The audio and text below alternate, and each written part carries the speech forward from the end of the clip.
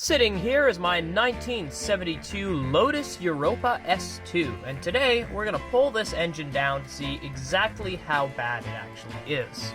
This engine was partially pulled apart sometime in the early 1980s and has been sitting dormant ever since, so it's my turn to figure out what's wrong with this engine, because someone 40 years ago couldn't figure it out. I removed the valve cover to find the valve train completely taken apart and the push rods just thrown in a big pile, which isn't very ideal.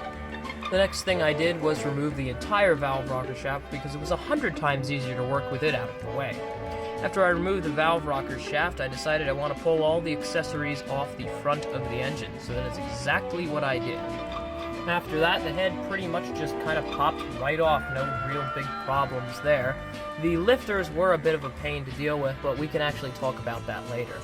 This looks like garbage, but that's just the coolant jack. It's actually in pretty good shape and turns over by hand really well.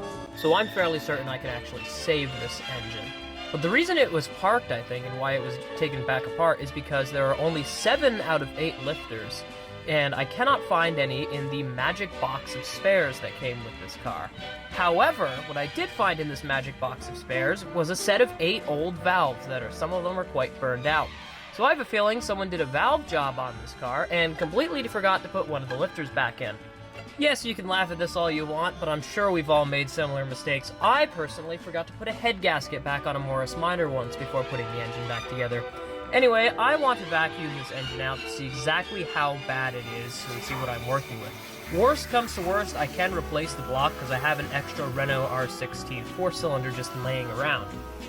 After vacuuming this out, I shot it with compressed air to get the rest of the really stuck rust out. This is mainly just old coolant dust. And I wound up with actually a really clean, really manageable block that I can deal with quite a bit. After cleaning up the block, I decided that I wanted to clean up the head, and that took about 3 hours longer than cleaning up the block, but it actually came out really well.